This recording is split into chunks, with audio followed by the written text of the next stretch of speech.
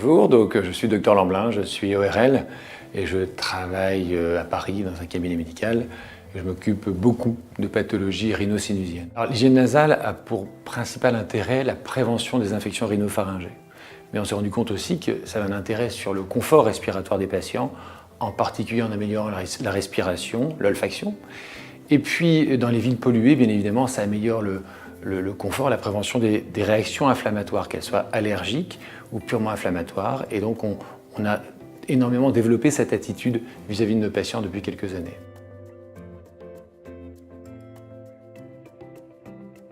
Alors, le lavage nasal se pratique grâce à une solution salée.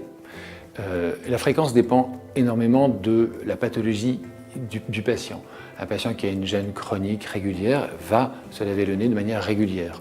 On recommande de se laver le nez le matin et le soir de manière rapide mais efficace.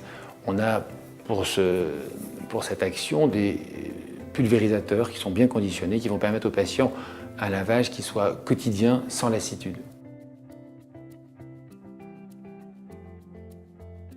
Le lavage nasal n'est pas obligatoire.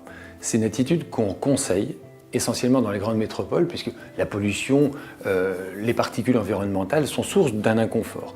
Donc ce lavage étant inoffensif, on conseille aux patients de l'essayer, et très souvent, je dois reconnaître que quand ils l'essayent, ils l'adoptent. C'est pour ça qu'on a développé toutes ces techniques de lavage quotidiennes.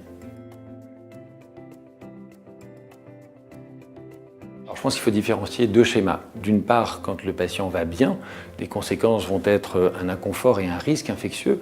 On l'a vu avec les allergies et les pathologies virales qui souvent commencent par une atteinte nasale.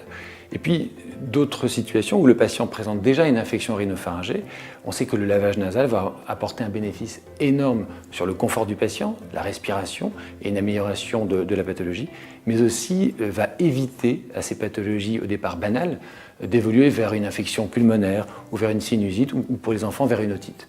Donc ces lavages du nez ont considérablement amélioré les médicaments traditionnels et limitent les conséquences d'une infection.